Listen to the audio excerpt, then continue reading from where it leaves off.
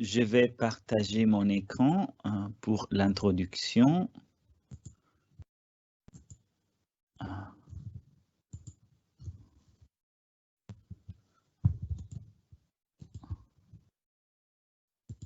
Voilà. Est-ce que vous voyez la présentation? Oui. Oui, merci. Alors, d'accord, très bien. Donc, merci de ma part aussi au service de coopération et d'action culturelle de l'ambassade française en Italie pour son soutien concret à ce partenariat franco-italien. C'était les Bando Cassini 2019, donc, qui a financé cette rencontre donc, avant la pandémie de la Covid. Merci au Dipartimento di Scienze Linguistiche e Letterature Straniere et au laboratoire CREUSEM, Centre de recherche sur les sociétés et environnements méditerranéens de l'Université de Perpignan Via Domizia pour leur soutien à cette initiative bilatérale. Merci aux intervenantes et aux intervenants qui ont supporté, je dirais, la tempête de cette pandémie et ont tenu les caps malgré le report de cette journée par 2 fois. Et merci au public virtuellement présent depuis les 4 coins du monde. J'ai cité l'Espagne, mais il y a aussi le Maroc et le Danemark. Et merci au public présent en petit comité dans la salle sur les campus de l'Université de Perpignan. Et à toi maintenant, Bénédicte, pour la suite. Merci Davidé. Davidé, est-ce que tu veux bien, là, en haut de l'écran, il y a une barre qui nous indique que l'enregistrement a démarré. Oui. Est-ce qu'il serait possible de taper soit ignorer, soit la fermer tout à fait en haut de l'écran? Oui, tu peux le faire à mon avis. Hein. C'est-à-dire, il n'y a aucun souci à mon avis. Ah, c'est nous. Oui, c'est à vous de le faire. Tu pourrais mettre ignorer ou fermer la petite bande bleue en haut, s'il te plaît? Oui. Super. Et alors, il faut mettre... Oui, j'arrive. Attends, je vais repartager mon écran. Et c'est toi qui fais le partage d'écran, Davidé, pour oui. Ok, super. Juste un instant. Super. Ça marche? Alors, je vais renouveler tous les remerciements de Davidé et puis rajouter un grand merci surtout à David Vago, qui est à l'initiative de cette journée et qui est l'organisateur sur place de ce partenariat franco-italien. Alors bien sûr, à l'heure où Davidé et moi avions rédigé l'appel à communication pour cette journée d'études, c'était en 2019, nous étions loin de nous douter qu'un minuscule virus, dont nous ne soupçonnions pas même l'existence, serait capable de nous empêcher de nous réunir en chair et en os à Milan, et ce, depuis avril 2020.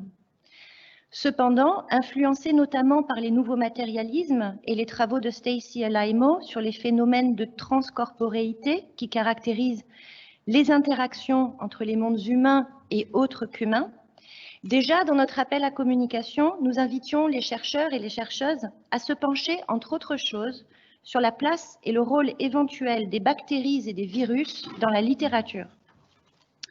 Il est vrai que lorsqu'on évoque la biodiversité, la plupart des gens pensent d'abord oiseaux, animaux, insectes, végétaux, champignons. Et pourtant, s'ils sont invisibles à l'œil nu, les micro-organismes que sont les parasites et les bactéries, avec les virus, alors il y a un débat chez les scientifiques sur le statut d'être vivant du virus, qui ne se reproduit pas, mais qui se réplique. Néanmoins, tous ces micro-organismes représentent plus de la moitié des organismes vivants sur Terre, si l'on en croit Jean-François Guégan, qui est directeur de recherche à l'IRD de Montpellier. Toutefois, et sans doute parce que nous autres les humains, nous nous préoccupons d'abord de ce qui nous ressemble, et aussi de ce qui est visible à nos yeux, ce qui explique notamment l'engouement pour la mégafaune charismatique dans une grande partie des combats écologiques et dans une partie de la littérature environnementale. Néanmoins, les virus et les micro-organismes en général font l'objet de relativement peu de considération dans le monde littéraire. Alors à la radio, on a beaucoup reparlé de La peste d'Albert Camus, pendant que défilaient en ligne les appels à contribution en lien avec les pandémies. Si on regarde le dernier numéro de I.O., qui est la revue éco-critique états-unienne rattachée à ASLI, Ce numéro a été consacré, donc c'est le 27, le dernier, à la question des pandémies, en croisant éco-critique, art, humanité environnementale et humanité médicale.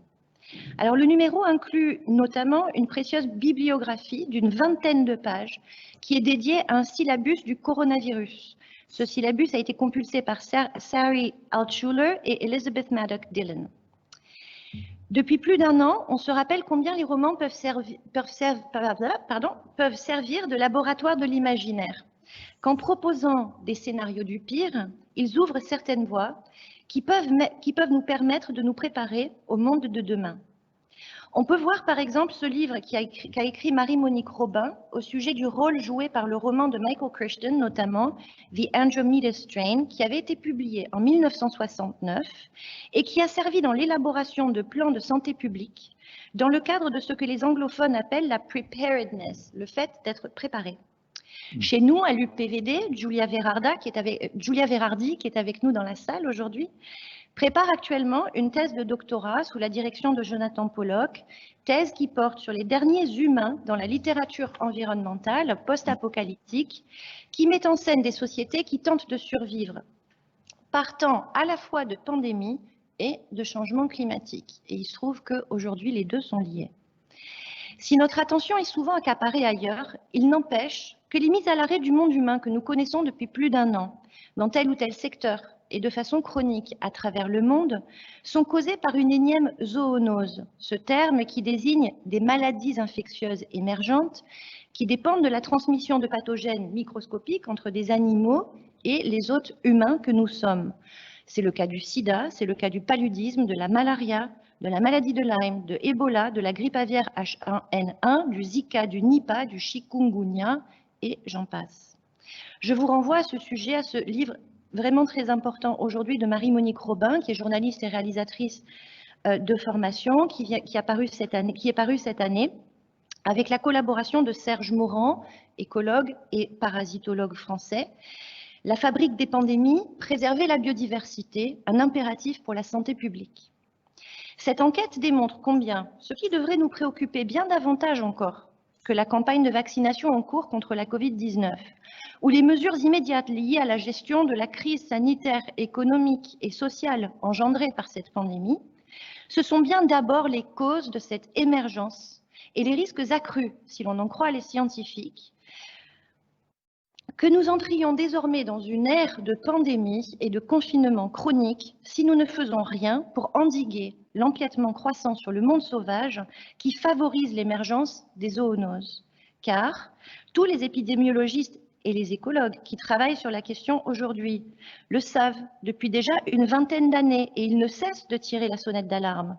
La pression sur les écosystèmes et sur la biodiversité qui est exercée par nos activités humaines, crée les conditions idéales pour ce que Serge Morand appelle une épidémie de pandémie. On n'est pas sorti de l'auberge. La déforestation intensive, l'agriculture industrielle et notamment les monocultures entraînent des changements climatiques et un appauvrissement de la biodiversité qui, ensemble, favorisent l'émergence de maladies infectieuses telles que le coronavirus. Alors, comme avec le changement climatique, il est difficile pour nous de comprendre la surdité des gouvernements et des dirigeants des grandes entreprises face à ces réalités qui sont exposées constamment par les scientifiques.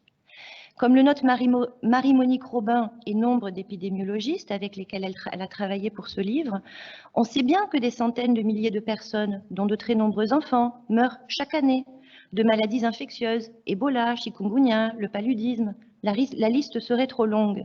Mais jusque-là, ces maladies restaient majoritairement répandues dans des pays pauvres, dont le reste du monde se soucie à l'évidence trop peu. Ainsi, la Covid-19, en gagnant le monde occidental, a-t-elle imposé que nous regardions en face un certain nombre de problèmes que nous serions bien mal avisés de feindre d'ignorer. Si les questions écologiques ont longtemps occupé une place modeste, je dirais, dans les sciences humaines et les lettres françaises, le XXIe siècle est marqué par un intérêt nouveau pour les questions liées à la nature. L'urgence climatique, l'accumulation des déchets, la défiguration des paysages qu'on aurait cru quasiment immuables, l'épuisement des ressources, l'érosion de la biodiversité, et là on retrouve les mots-clés de cette journée, et à présent, comme l'a dit tout à l'heure Bénédicte, l'émergence de la Covid, autant de questions reliées entre elles sur lesquelles se focalise de plus en plus la littérature, qui offre par là, je dirais, un terrain de dialogue fécond avec d'autres disciplines. Les milieux scientifiques s'accordent de plus en plus avec les sciences humaines pour appeler à une approche transdisciplinaire des différentes crises survenues depuis notre entrée dans l'Anthropocène, y compris de la crise sanitaire actuelle. Depuis quelques décennies déjà, sciences humaines et humanité entreprennent d'acclimater à leur épistémologie un paradigme écologique. Et là, je cite les mots de Jean-Christophe Cavalin et Alain Romanstin dans leur appel à communication pour un numéro de Fabula. Des approches telles que eco-criticism, l'éco-critique, eco-poetics ou l'éco-poétique, pour nous limiter, je dirais, au vocabulaire anglais et français, mais aussi la géographie littéraire de Michel Collot, tout en n'étant pas parfaitement superposable, montre, à mon avis, cette effervescence. Et je ne voudrais pas oublier, sans oublier, je dirais, l'importance accordée à la sauvegarde de notre maison commune, prônée par le pape François dans la lettre encyclique Laudato Si, loué sois-tu de 2015. Depuis 2015, Oikos, l'atelier de recherche en éco-poétique, éco-critique et éco-anthropologie, coporté par Pascal Amiot, Jean-Louis Olive, Bénédicte Meillon et Marie-Pierre Ramouche à l'UPDV, fait figure de proue, je dirais, au sein des groupes de recherche en France. C'est pour cela qu'après un premier colloque intitulé Ecodiscorso e Ecocritica, quale reciprocità tra umanità e pianeta, du mois d'octobre 2015, sous l'égide du Dipartimento di Scienze Linguistiche e Letterature Straniere, personnellement, j'ai tout de suite pensé à Perpignan et en particulier à Bénédicte Meillon, que j'ai le plaisir de remercier pour cette collaboration chaleureuse, je dirais, et prometteuse pour l'organisation de cette journée d'études à base franco-italienne.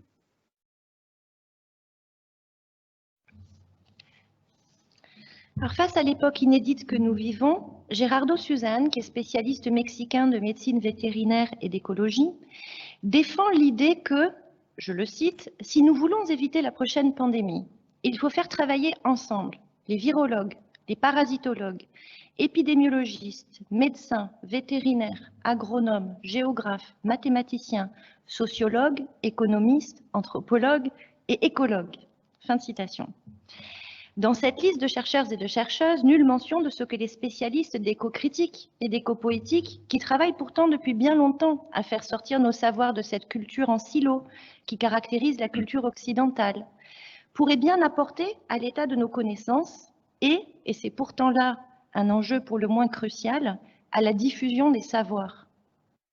Or, ce qui justifie pour partie cette journée d'études, c'est la conviction profonde que les chercheurs et les chercheuses en éco-poétique peuvent contribuer à la restauration d'une conscience écologique et d'une intelligence sensible des problèmes qui affectent la planète entière, y compris toutes les formes de vie et même les composantes abiotiques qui la co-constituent.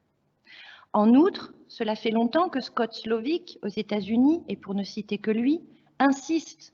La littérature environnementale a un rôle crucial à jouer pour nous désengourdir face aux divers processus d'anesthésie émotionnelle, de dissociation et de fatigue de la compassion, processus complexes qui expliquent pour partie notre manque de réaction face à l'ampleur de la crise. Il est sans doute devenu impératif de prendre en compte et de prendre acte, et ce, au-delà de nos petits microcosmes de spécialistes, du rôle fondamental qui revient à la littérature et aux arts pour faire advenir les changements de paradigme qui s'imposent aujourd'hui. Car loin d'évoluer dans un monde à part, détaché des problèmes réels, la littérature et les arts nous aident au contraire à comprendre, à traduire, à éprouver et à imaginer d'autres façons de percevoir et d'habiter le monde. La fin du XXe siècle a connu l'essor du courant appelé éco-critique, émergeant d'abord des pays anglophones, puis via les anglicistes européens.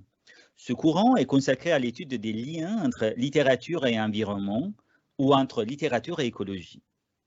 Depuis les années 2000, les Européens et les Européennes ont prolongé les recherches initiées par l'Amérique du Nord avec la création de ISOCI, European Association for the Study of Literature, Culture and the Environment. Et en tant que membre de cette association, je ne peux que vous encourager à y prendre part. En parallèle des tournants qualifiés en anglais de spatial, green, vert, material, matériel, et qui marquent profondément les humanités dans leur ensemble. Et là, on pourrait citer les noms de Stesialaimo, Iovino et Moretti aussi, entre autres. Des critiques français ou francophones se sont emparés du terme écopoétique, notamment Thomas Pugh, Nathalie Blon, Bénédicte Meillon, Pierre Skounties, à la suite en réalité des définitions déjà formulées par Jonathan Bates, Jonathan Skinner, Scott Knickerbocker. Le terme d'écopoétique, qui renvoie à une poétique de la terre, de notre oikos, notre maison commune, permet d'insister sur l'attention qu'il faut porter au fonctionnement et aux effets du langage littéraire dans la réinvention d'une poétique avec ou sans H de la nature et de nos représentations de celle-ci. Le sous-titre de l'ouvrage de Knickerbocker, publié en 2012, Ecopoetics, The Language of Nature, The Nature of Language, pose clairement la question des liens entre les langages de la nature et la nature même du langage. Dans les pas de Jonathan Bates notamment, qui a signé l'une des plus importantes contributions au domaine écopoétique avec The Song of the Earth, paru en 2000, nous sommes plusieurs à aborder la littérature écopoétique comme offrant des échos poétiques, et c'est un jeu de mots qui advient presque spontanément en français, et je dirais aussi en italien, eco poetico, de la terre et de ses champs, Bénédicte Meillon, ou comme l'a dit aussi Aline Berger. Au sein de ce courant écocritique et écopoétique s'est développée la zoopoétique, par exemple, champ d'études fédéré en France par Anne Simon, qui est une très chère collègue et amie de l'Université catholique, et qui s'intéresse spécifiquement aux existences des bêtes, à leur point de vue, leur langage, leur représentation littéraire. Plus récemment, un autre courant étudie en particulier l'écopoétique végétale, dont il sera question cet après-midi avec l'intervention de Marinelle. C'est dans le cadre de ce domaine de recherche en expansion que nous proposons cette journée d'études internationale issue donc d'un partenariat franco-italien et qui interroge les enjeux littéraires, stylistiques et historiques de la biodiversité. Selon la philosophe française Virginie Maris, dans Philosophie de la biodiversité, paru en 2010, la biodiversité, c'est, je la cite, la diversité biologique menacée, qui s'offre à l'humanité comme objet de souci et de protection. Fin de citation. Le terme renvoie ainsi non seulement à des valeurs s'inscrivant dans l'éthique environnementale, mais aussi, et je souhaiterais insister sur ce point, à des valeurs économiques, culturelles et esthétiques. Par la diversité de ses formes, par la variété de la création stylistique et langagière qu'elle rend possible, la littérature écopoétique offre un lieu privilégié pour l'expression de la biodiversité, l'étude de ces styles et de ces modes de communication intra- et interspécifiques.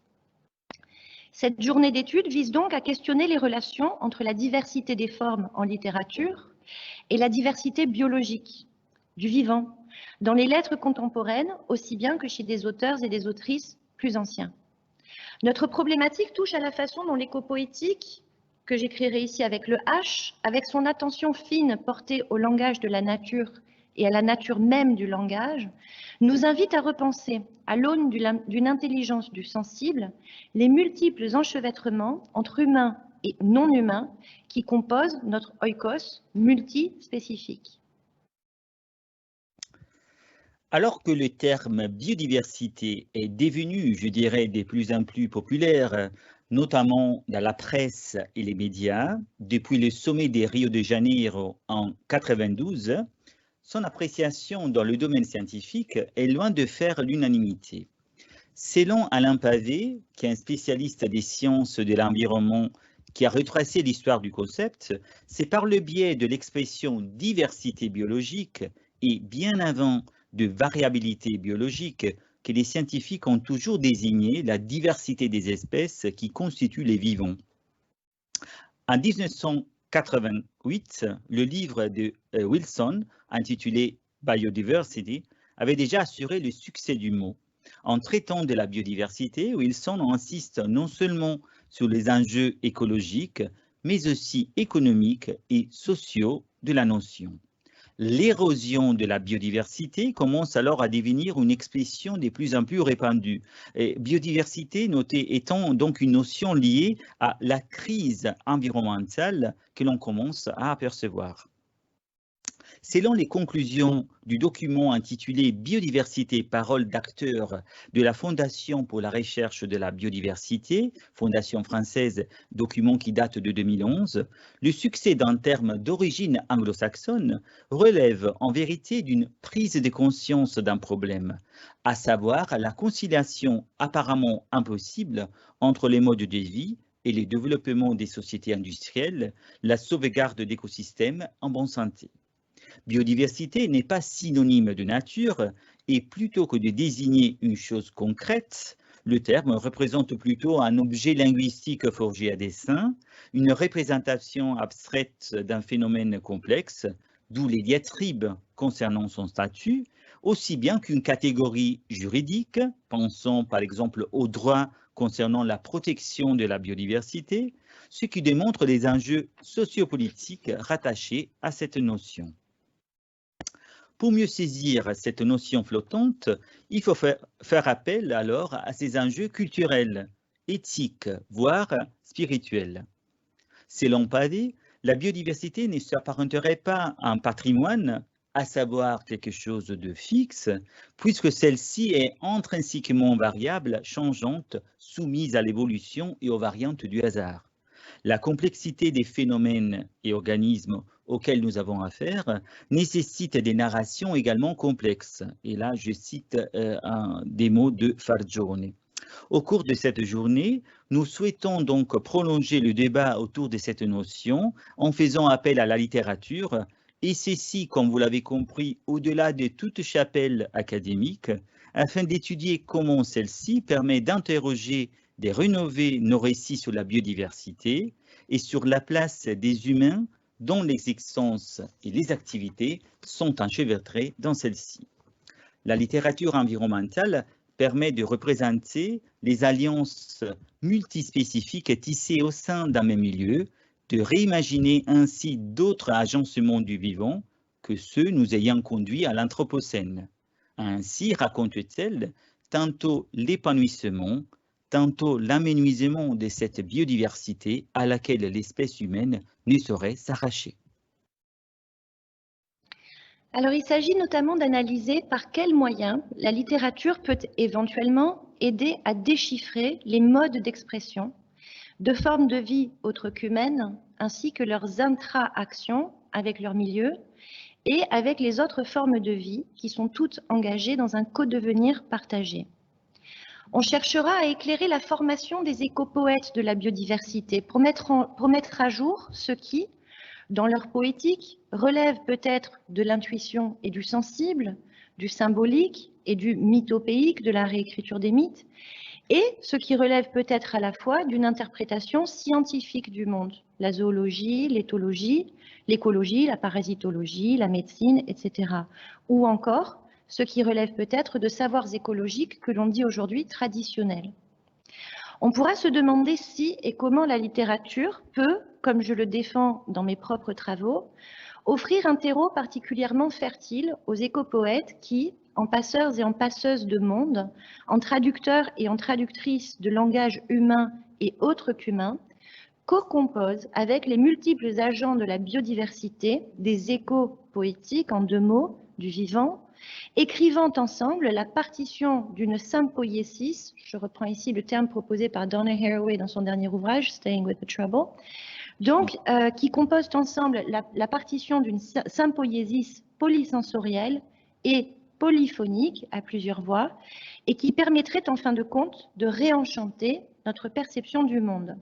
Donc je renvoie à ce sujet à la monographie que je suis en train de terminer, Eco-Poetics of Reenchantment, Liminal Realism and Poetic Echoes of the Earth.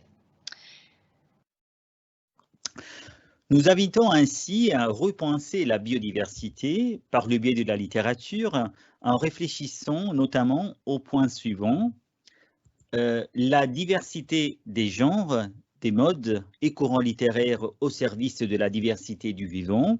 J'ai le plaisir à citer encore une fois le nom de Michel Collot et de son séminaire 2020-2021, La nature a lieu, au cours duquel Michel Collot a insisté en particulier sur le rôle de la poésie aussi pour repenser la notion de lieu et notre place au milieu du vivant. La place, le rôle éventuel des bactéries, des virus, des champignons dans la littérature et la mise en exergue des différentes symbioses qui donnent sa forme au tissu du vivant. L'approche zoopoétique, le texte littéraire alors comme lieu de manifestation d'un autre point de vue sur le monde, celui d'une bête. L'imaginaire et les formes végétales comme source d'inspiration pour les écrivains. Et pour terminer, les questions d'évolution historique de la notion même de biodiversité. La diversité biologique, comme vous l'avez compris, étant une notion qui évolue avec les époques et dont l'appréciation varie selon les conditions socio-économiques et culturelles des gens, une analyse des œuvres littéraires en diachronie pourrait montrer les diverses facettes du prisme biodiversité, son histoire, les étapes de sa prise de conscience. Nous écouterons à ce propos des communications portant non seulement sur des autrices ou des auteurs contemporains ou contemporaines, mais aussi sur Théophile Gautier, Charles Baudelaire, T.S. Eliot, Seamus Heaney, Virginia Woolf, sans oublier Jean Genot et bien sûr notre autrice invitée pour l'occasion, Anne Cibran. On pourra également procéder à l'analyse des agencements énonciatifs, narratifs, rhétoriques et poétiques qui visent à exprimer littérairement la biodiversité, sa polyphonie et bien sûr les paysages sonores, pour reprendre l'expression de Murray Schafer, dans lesquels elle s'inscrit, en particulier comment la littérature traduit la biophonie, je reprends là le terme de Bernie Krause qui désigne ainsi la musique et les sons produits par le vivant autre qu'humain, les animaux notamment, où on pourra s'intéresser à des questions de biosémiotique, et je renvoie ici aux travaux de Wendy Wheeler et de Tim O'Meara, biosémiotique qui s'exprime au sein d'un milieu. On interrogera également l'influence des études récentes en ethnographie multispécifique, je renvoie là aux travaux de Kirksey et Helmreich, ou en anthropologie multinaturaliste ou perspectiviste sur la littérature et son interprétation du point de vue de la biodiversité. Je pense notamment aux travaux de Marisol de la Cadena, de bien sûr Philippe Descola, de Eduardo Cohn et de Viveiros de Castro. On s'intéressera en outre à la diversité des langues et des cultures qui sont prolongées, réinventées ou parfois préservées par la littérature. En quoi la littérature postcoloniale, notamment, permet-elle de mobiliser des cultures minorisées et de relayer des façons autres que naturalistes et anthropocentriques d'appréhender la biodiversité? Cette littérature peut-elle éventuellement contribuer à rénover nos imaginaires en crise et à réconcilier nos sciences humaines et nos sciences du vivant, comme si les humains n'étaient pas pris dans le vivant? En quoi cette littérature indigène peut-elle aider à préserver une partie de la biodiversité culturelle ou de la diversité bioculturelle qui est indispensable à la richesse et à la compréhension des mondes humains et autres qu'humains? On peut à ce sujet se référer aux travaux de la linguiste, ethnobiologiste et anthropologue Louisa Maffei, fondatrice de l'ONG Terra Lingua, qui œuvre depuis 1966 pour la préservation des langues autochtones menacées d'extinction. On peut également se référer à la très belle journée d'études organisée par l'INALCO en collaboration avec le CREM à Paris 10 Nanterre, c'était en mai 2019, pour une journée d'études intitulée « Éco-poétique, chanter, écouter, éprouver les lieux ». Alors, cette notion de diversité bioculturelle n'est pas sans lien avec l'invitation que nous avons faite aujourd'hui à l'autrice Anne Cibrand, qui sera parmi nous un peu plus tard et dont la prose éco-poétique, notamment dans Enfance d'un chaman, on le verra, vise à relayer le chant de la terre tel qu'il est perçu par le peuple, si je ne me trompe, des Guarani en Amazonie. Elle nous précisera ça. Aussi, est-ce l'occasion de rappeler qu'avec la Covid, plus que jamais, sont menacées d'extinction des langues et des cultures, à mesure que s'éteignent ci et là les derniers locuteurs, les personnes âgées notamment, de langues et de savoirs en voie de disparition. Et on se rappellera que ce virus fait le plus de victimes chez les personnes âgées. Enfin, on pourra s'interroger sur le rôle que la littérature peut potentiellement jouer dans la constitution d'une écologie de la santé. C'est une modulation, une traduction de l'anglais, disease ecology. Donc, une écologie de la santé en faisant la lumière sur les liens entre la santé des écosystèmes, l'état de la biodiversité et la santé physique et psychique des êtres humains. Comment la littérature et l'éco-poétique permettent-elles de mieux comprendre les liens entre la résilience des individus, des sociétés humaines, des populations autres qu'humaines et la résilience et la restauration des écosystèmes? Quel rôle l'éco-poétique peut-elle jouer dans les projets de remédiation de l'attention au monde vivant et de restauration des écosystèmes? Pour conclure ce propos d'ouverture et en guise de transition vers les communications qui vont suivre, je souhaiterais citer ce poème de Franco Arminio que je vous propose avec une traduction en français qui sera lue par Bénédicte après la mienne et qui traduit l'ambition de notre projet de manière exemplaire. Abbiamo bisogno di contadini, di poeti, gente che sa fare il pane, che ama gli alberi e riconosce il vento. Più che l'anno della crescita ci vorrebbe l'anno dell'attenzione. Attenzione a chi cade, al sole che nasce e che muore, ai ragazzi che crescono. Attenzione anche a un semplice lampione, a un muro scrostato. Oggi essere rivoluzionari significa togliere più che aggiungere, rallentare più che accelerare. Significa dare valore al silenzio, alla luce, alla fragilità, alla dolcezza. Nous avons besoin de paysans, de poètes, de personnes capables de faire leur pain, qui aiment les arbres et qui connaissent les vents. Plutôt qu'une année de croissance, il nous faudrait une année de soucis. Soucis pour ceux qui tombent, pour le soleil naissant et qui se couche, pour les enfants qui grandissent. Soucis pour un simple réverbère, pour un mur qui s'écaille. De nos jours, faire la révolution signifie enlever plutôt qu'ajouter, décélérer plutôt qu'accélérer. Cela signifie donner de la valeur au silence, à la lumière, à la fragilité, à la douceur.